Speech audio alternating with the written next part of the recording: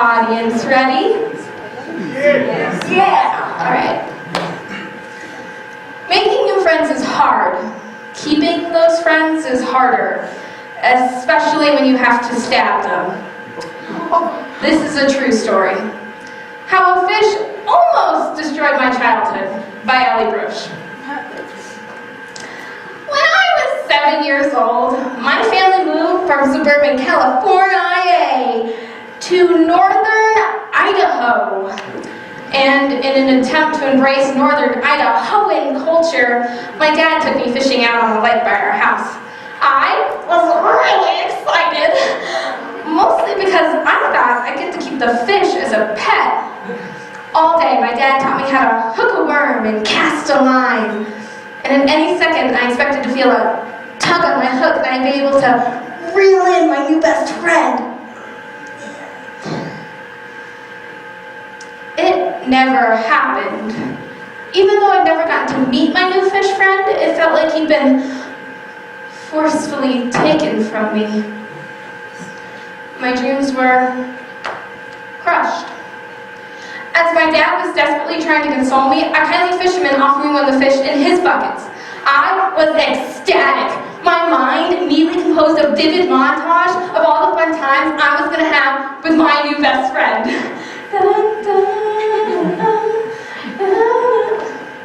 Sorry. The fisherman set his bucket down on the dock and let me pick out my fish.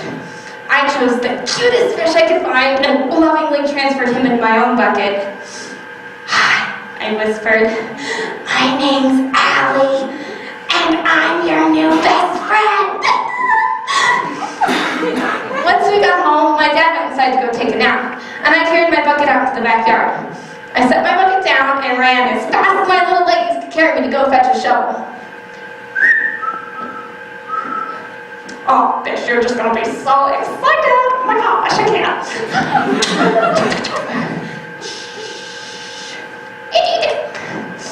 Hey, fish! Guess what? I made a pond for you! I set my new friend free in his new home and watched him swim around for a bit. I felt so pleased with myself. I transported this humble little fish, who was old like a hardship and poverty, to new life that included his very own pond and all the bread pieces he could eat. After making sure that my new friend was comfortable in his new home, I went inside to go make him some furniture and toys. I glued popsicle sticks and toothpicks together to form miniature chairs and tables. I wanted my new friend to be happy in his new home. I was so excited for him. About an hour or so later, I came back outside. "Oh, fish, I made something for you."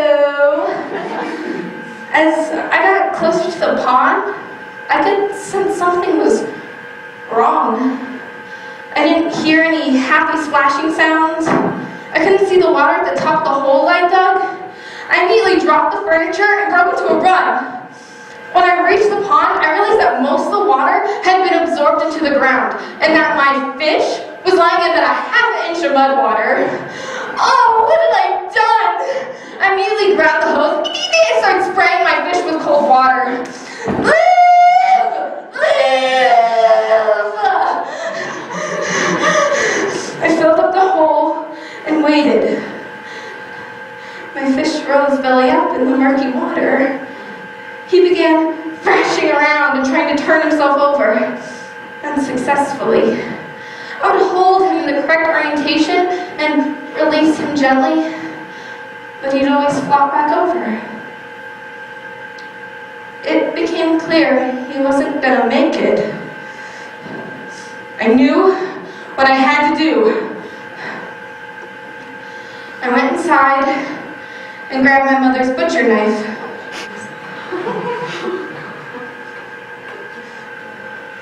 Well, I didn't want my fish to suffer. I had to be brave for him. I had to finish what I had started. I grabbed my fish and dragged him over to our new brick patio. It's okay, fishy. You'll be in fish heaven soon.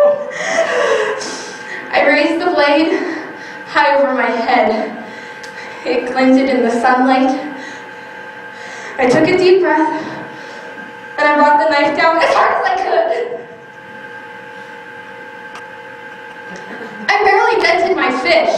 He began thrashing around about as urgently as a half-dead fish can, as if to say, "Oh my God, she's trying to kill me. Just do it. Decapitate me. Kill me." I began hacking at my fish over and over like a berserk war machine. "I'm sorry, I'm sorry, I'm sorry." I couldn't do it. I couldn't sever the fish's head. My pathetic 7-year-old arms couldn't kill the fish. I needed help. I ran inside and got my dad. Now, let's step back for a second. Imagine you're inside, peacefully napping, after a nice day of bonding with your young daughter, who you think is outside, peacefully playing out in the yard. You're warm and comfortable and feeling pretty secure with your life. And then you wake up to this. "Daddy!" Upon seeing that his daughter was crying and covered in blood, my dad became visibly distressed. I don't know why. He began asking me if I was okay and where did all the blood come from, and he could stop crying. And all he could get out of me was hyperventilation and random screaming. "Daddy! I'm not going to take my gun. I'm going to take my gun. I'm going to take my gun.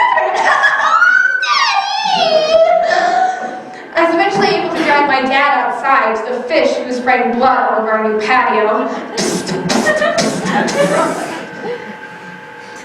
My dad told me to go inside. From underneath the covers of my parents' bed, I could hear metal strike brick. Just once. My dad came inside and sat down on the bed next to me. He promptly asked me, "How do you feel about fish tacos for dinner?"